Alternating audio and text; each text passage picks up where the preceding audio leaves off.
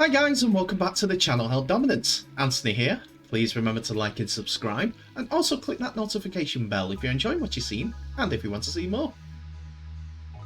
Coming up in this episode, Boston 13's taught their 2022 schedule, what that means with relation to the NARL, while former NARL affiliates Brooklyn Kings announced their schedule, plus clubs start pressing ahead with their 2023 squad and contract plans.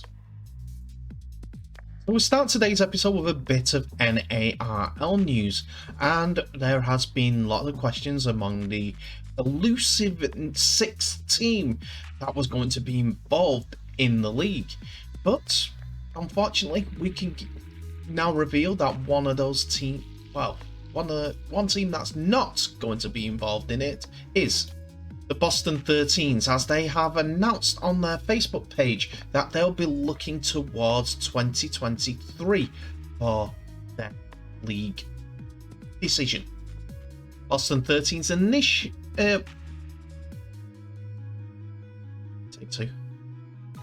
Boston 13's announced that they were coming back in the summer of 2022 after a bit of a hiatus due to the COVID-19 pandemic. Head coach Robin Pearce, who's been involved in the Boston 13 since at least 2015, said on the post, "After being out of action since before COVID-19, we have tried to put together a schedule that isn't overly onerous. One that enables our boys to get back on the field. One that enables any new talent to come and try their hand at rugby league. And we hope this can get us back to playing a full competitive season in the summer of 2023. It's a shame that they couldn't get anything up and running together for the beginning of the NARL season, as I'm sure that they would have been a welcome addition if the circumstances were correct. But what they're doing up in Boston seems to be putting on a back burner for another season and be focusing on 9 events. Let's have a look at that schedule again. So they're going to be up and running in a small part, as they're going to the Delaware Nines on June the 25th, so little under a month away. Then the New York City Magic weekend in July the 23rd. I've got a feeling that it's more likely that that's a Nines tournament once again. Then they've got a home game, which they're hoping to probably get a 13-a-side game up and running on August the 6th in Canton, Massachusetts, while Toronto Nines are also an opportunity for them to showcase their rugby league skills on August 27th. But it looks like that they're not going to play 13-a-side properly this year. But they weren't the only ones to have announced that they were coming back to play rugby league again, as the sport is still got a lot of followers, as in participants in America, as the Brooklyn Kings Rugby League posted on Twitter that they are going to be involved in rugby league this summer, but not specific over what form that would be. I'm sure it'll probably be around the Boston 13's type of schedule, but they posted on Twitter. After a couple of years hiatus due to COVID, the lineal USARL champs are back up and running for a short 2022 summer season. If you want to try league, practice is every Wednesday at Pier 3 BPP 7 PM. Players of all experience are welcome. DM for additional information. I have emailed them via the Brooklyn Kings info email address, which is on the website, and hopefully I'll be able to hear something back to get a little bit more information. But something tells me that Boston and Brooklyn are going to face each other in Canton on August the 3rd. Don't know, that's only speculation on my part, but if the two teams are coming back up and running at this point at the same time, it's the only way that I can line the two situations up. Good luck to them. I do hope that they're successful, whatever they do next, in whichever league they go for next. Just a quick update of the Boston Kings questions. I asked, great to hear from you directly. What league are you looking to go in, or is that a decision for further down the line? That's what's missing off half of my tweet. The response is, this year we are just looking to get back up and running with some games against teams in the USARL North. Most teams are just getting back on their feet. I responded, of course, just seen Boston 13's post on Facebook. They are coming back too. So is that an option to play a friendly game against? Boston Kings were quick to reply, yes, we have been discussing with a few teams in the North, as well as we all try to get Rugby League back on track in the region.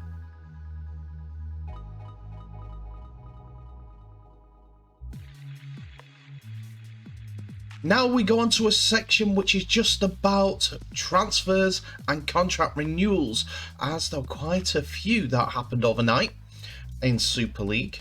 And also, we'll start with two stories that feature Castleford Tigers. Kenny Edwards has been one of the Castleford Tigers' most impressive performers in 2022 so far. And after moving to the jungle on a 12-month loan deal from Huddersfield Giants, Edwards has been thoroughly devastating on the left edge attack, which has not gone unnoticed around the world. In fact, the Mole at the Worldwide of Sport in Australia has reported that the 32-year-old has attracted attention from former side Parramatta Eels in the NRL. In doing so, however, it has split the Parramatta club in two, given Edwards left the club under a cloud, with the coaching staff and players wanting to see the colourful character rejoin, whilst the Eels management are not fond of the idea given that the problems faced the last time Edwards was at the club. Parramatta, though, are losing a number of forwards such as Isaac Papali'i to the Tigers, Marata Nikori to the Warriors, Reid Mahoney to the Bulldogs, and Ray Stone, who is going to the newly formed Dolphins. Whilst Ryan Mattison is also expected to join the NRL side, the Dolphins, in 2023. Castleford, meanwhile, have reportedly offered Edwards a new deal, but it is said by the Mole that the 32-year-old would favour a return home. Tigers are expected a full turnaround at the end of the season, with the likes of Darrell Alfords, James Clare, Jake Truman and George Griffin all off contract.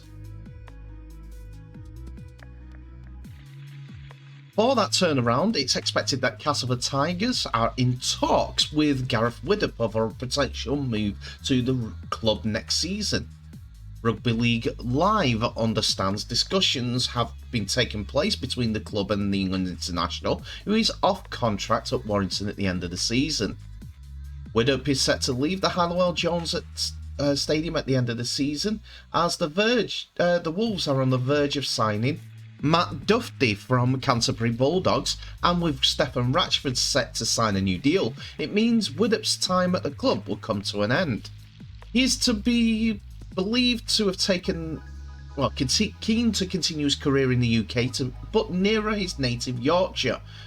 That has seen him hold talks with Cass about a potential move for the 2023 season. Tigers are expected to secure the signing of Wakefield Trinity halfback Jacob Miller ahead of the season, which will see him replace Hull-bound halfback Jake Truman. However, Danny Richardson is off contract, and Widdop could yet prove to be a replacement for the former St. Helens fullback, who is returning from a serious neck injury. Widdop has spent 3 years with the Wolves in a career that saw him start the decade in the NRL with the Melbourne Storm and the St. George Illawarra Dragons. And he has been capped by England 29 times and 3 times by Great Britain. He also made 196 NRL appearances and has 38 appearances in the Super League, which has seen him score 16 tries for the Wire in the process. Castleford are looking to do business early after they have done great business already. Alongside Miller, they have understood to have signed Jack Broadbent and Alex Mellor from Leeds Rhinos. Staying with Warrington for a moment, as it's understood that Mike Cooper, who is off contract at the end of the season, has signed for Wigan Warriors for the 2023 season. The England international has put a pen to paper on a deal with the Challenge Cup winners for next year, bringing an end to a 14-career spell with the wire over 2 spells. The 33-year-old is off contract at the end of the year and is believed to have committed to the Warriors after a decision was made that his time at the Halliwell Joiners Stadium is coming to an end. And it's understood that Cooper and new head coach Daryl Powell have not seen eye to eye since they started to work together, which has been a major factor in the decision. With Sam Cassiano, Gil Dudson and Thomas McHaley all making their way to the club to bolster the wire pack, Cooper's time at the club comes to a natural conclusion. He is understood to have held talks with Salford Red Devils before agreeing to sign with Matt Peake's side. The deal marks Wigan's first venture into the transfer market ahead of 2023. Further deals are likely with the cap space free after Zach Hardacre had already departed and has not been replaced, while Jake Bibby is said to be heading to Huddersfield Giants. Liam Farrell and Sam Powell are expected to re-sign, but beyond that, the likes of Bevan French, Tommy Lulai and James McDonald are off contract, as is Ethan Havard, though the club have an option to extend his contract by a year.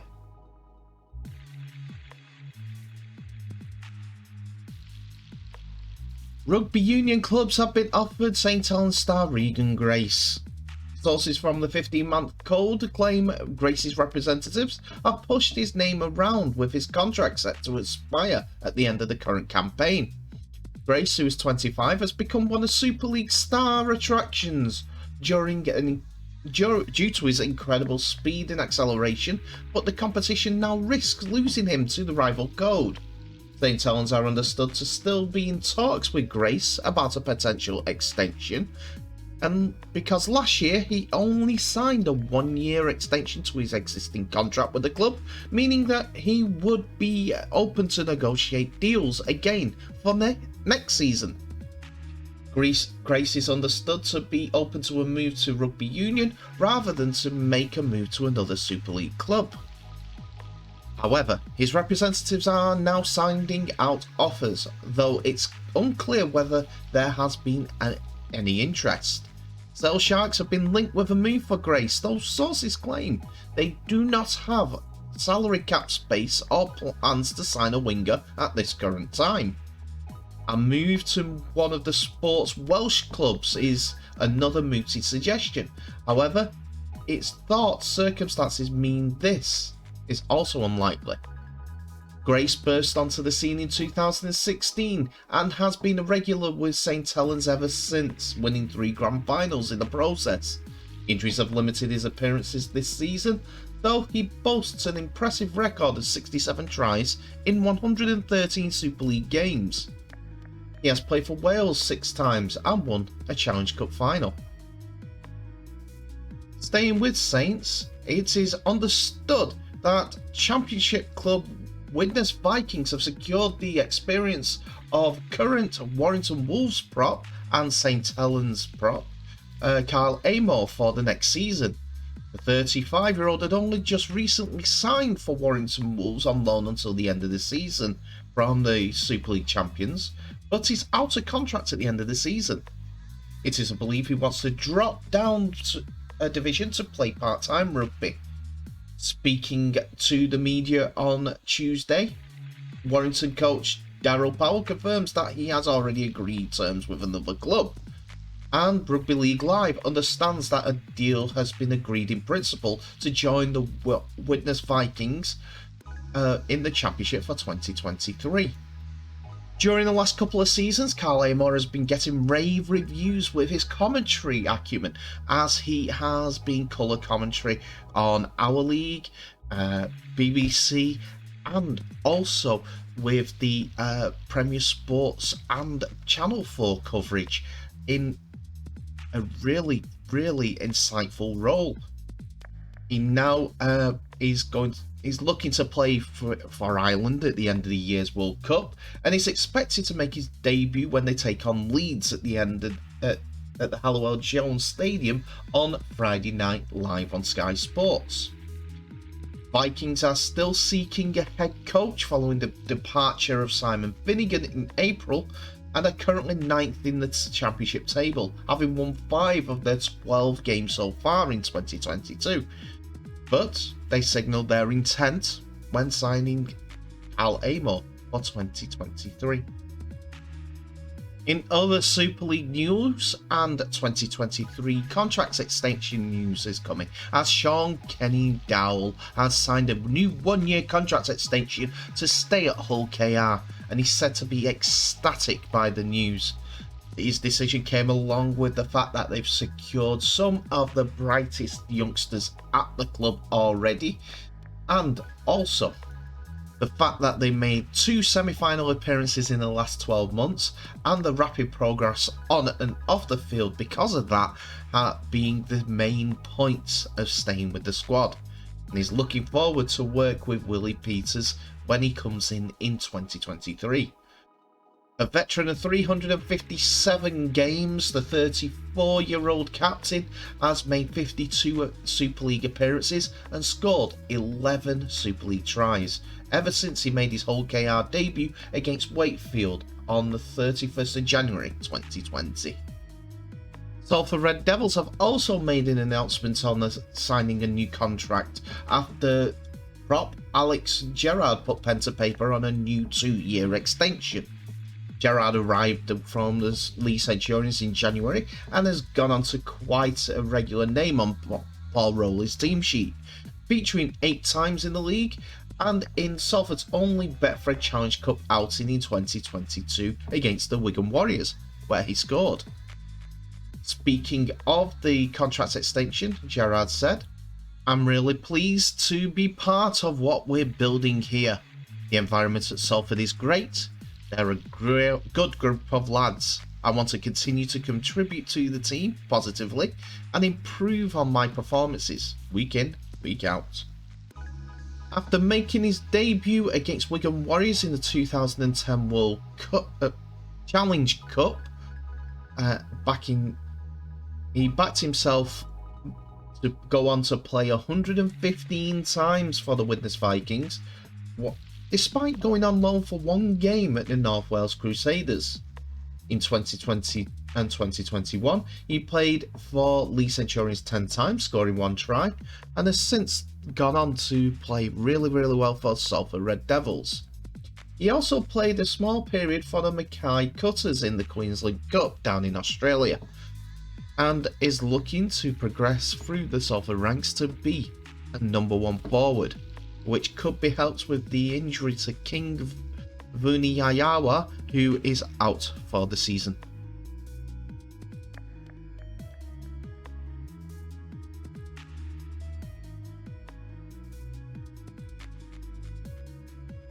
And that's it for another episode, ladies and gentlemen. Thank you so much for watching. Please remember to like, subscribe and share this video worldwide as we look to grow the great sport of rugby league, and also click that notification bell for any new videos that may come your way in the future. Tell me what your thoughts are of today's video. Do you think the signings will make an impact on the sides that they go to? Warrington Wolves letting Cooper and Widdop go? 2 England internationals with vast experience. Yes, they've upped the prop market, but the backs, Duffy coming over here? I'm not sure. Anyway, Wigan Warriors signing Cooper. Good signing? Bad signing? Tell me in the comments below. What are your thoughts of Boston and Brooklyn Kings coming back into Rugby League once again?